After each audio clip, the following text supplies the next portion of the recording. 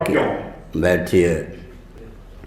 सूत संहिता में कहा गया है कि एक धर्म होता है, एक धर्माभास। धर्म जैसा परिलक्षित होने पर भी धर्म के लक्षण से रहित तो उसका नाम है धर्माभास। धर्म सरीखा दिखाई पड़े, मालूम पड़े, लेकिन टटोलने पर धर्म न सिद्ध हो। फिर भी जिसको अंग्रेजी वाले हाईएस्ट कॉमन फैक्टर कहते हैं, हिंदी में हम अनुगत सिद्धांत कहते हैं, मानवता के अविरुद्ध और अनुकूल जिस धर्म आपने कहा, मजहब, पंथ और हैं, रिलीजन कहे जा सकते हैं, धर्म तो एक ही है। धर्म शब्द का अंग्रेजी में अनुवाद ही संभव नहीं।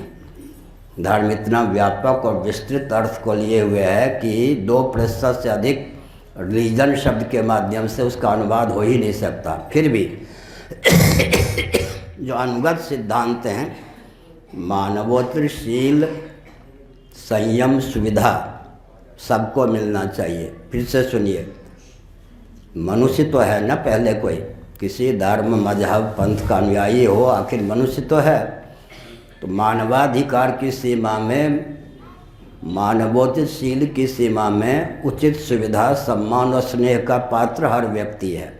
ये विश्व स्तर की मर्यादा है।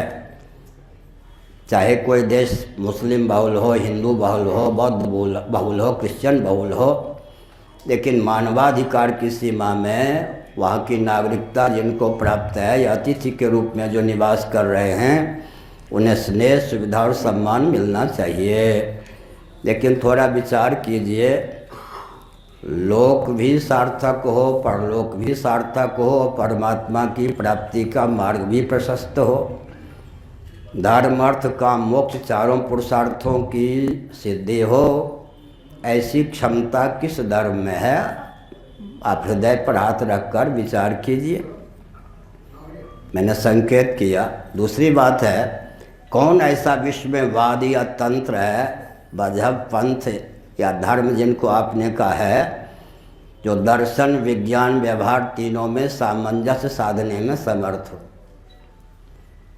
अब एक वाक्य में बोल रहा हूँ, बहुत धैर्यपूर्वक सुनिएगा। ट्रम्प, ये बुश के पिता भी, बुश जी के पिता भी अमेरिका के राष्ट्रपति थे। बुश जी भी संभवतः 2 बार हुए राष्ट्रपति। जब दूसरी बार राष्ट्रपति होने की स्थिति थी, उन्होंने एक वक्तव्य दिया। मुझे लगा कि विश्व में बुश महोदय के विरोध में बहुत हल्ला की स्थिति आएगी, कुछ नहीं हुआ। उनका वक्तव्य क्या था उस पर ध्यान दीजिए। मैं नहीं बोल रहा, बुश जी के शब्दों को हिंदी में बोल रहा हूँ।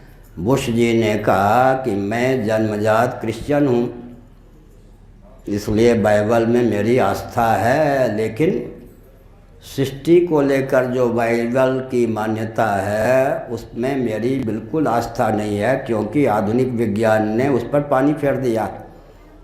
ध्यान गया।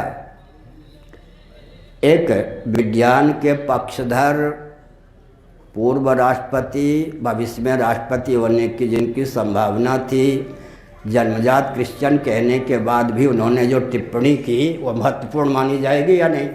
अब विश्व के क्रिश्चियन तंत्र में एक भी व्यक्ति ने हल्ला नहीं किया। अब थोड़ा विचार कीजिए, श्रीमद् भगवद गीता महाभारत का एक रत्न है, जिसमें कुल 700 श्लोक हैं। उनको भी छोड़ दीजिए। ऋग्वेद 10म मंडल का नासदी सूक्तम, जिसमें कुल 700 नहीं, कुल 7 मंत्र हैं। उन 7 मंत्रों के माध्यम से सृष्टि की संरचना का जो स्वरूप प्रस्तुत किया गया है, विश्व का कोई वैज्ञानिक 1 अरब वर्ष तक विचार करके भी यह नहीं कह सकता कि उससे असहमति है। आधुनिक परिप्रेक्ष्य में भी विज्ञान या साइंस को भी दिशा देने की क्षमता सनातन सिद्धांत में है। मैं पाई पर विचार कर रहा था, तो फिर आर्किमेडिस के नाम पर पाई की प्रसिद्धि हो गई। सप्तास्यासन परिदय स्त्री, यजुर्वेद में, नारद पुराण में, आर्यभट्ट जी के गणित के ग्रंथों में 25 जगह मुझे पाई का ग्रंथ पुराने ग्रंथों में प्राप्त हो गए। पाई का मान तो हमको सोचने के लिए बाध्य होना पड़ा कि हमारा ज्ञान विज्ञान कहाँ चला जाता है।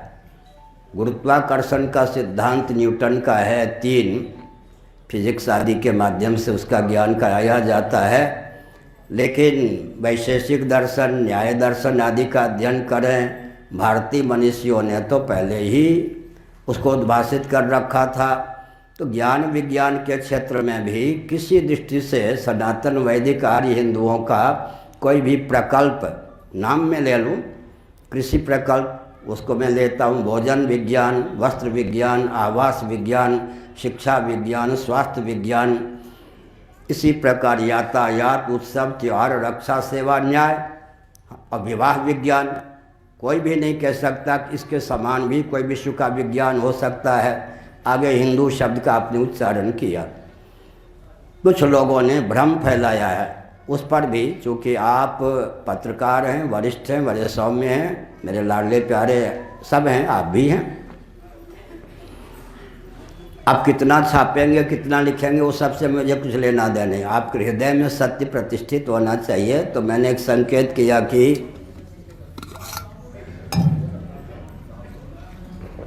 कुछ व्यक्तियों ने कहा, और धारणा यही है कि मुस्लिम तंत्र ने हिंदू शब्द, मुस्लिम शासन के बाद में हिंदू शब्द आया है। लेकिन थोड़ा विचार कीजिए धैर्यपूर्वक,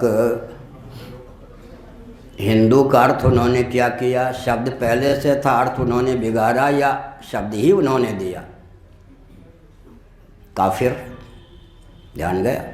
राम शब्द मुस्लिम तंत्र के द्वारा प्राप्त हुआ या राम शब्द लाखों वर्ष पहले से था? वेदों में राम है, राम जी के पूर्वजों का नाम है, ऋग्वेद में, उपनिषदों में है। राम का अर्थ उन्होंने गुलाम किया, अर्थ उन्होंने बिगाड़ा या शब्द उन्होंने दिया? मुस्लिम तंत्र का भारत में प्रवेश भी नहीं हुआ था। उससे पहले जो यात्री आए थे भारत में, उन्होंने हिंदुकुश, हिंदू पर्वत, चित्रकूट, हिंदुकूट, हिंदुकूट, हिंदुकुश, हिंदू शब्द का प्रयोग पहले किया है। ऋग्वेद में हिंदू शब्द का प्रयोग है, मेदिनी तंत्र में हिंदू शब्द का प्रयोग है, बृहस्पति आगम में हिंदू शब्द का प्रयोग है। तो पुराचीन ग्रंथों में भी हिंदू शब्द प्राप्त होता है। ऐसी स्थिति में हिंदू शब्द के 2 ढंग से अर्थ किए जाते हैं। एक तो अपभ्रंश की दृष्टि से इंदु,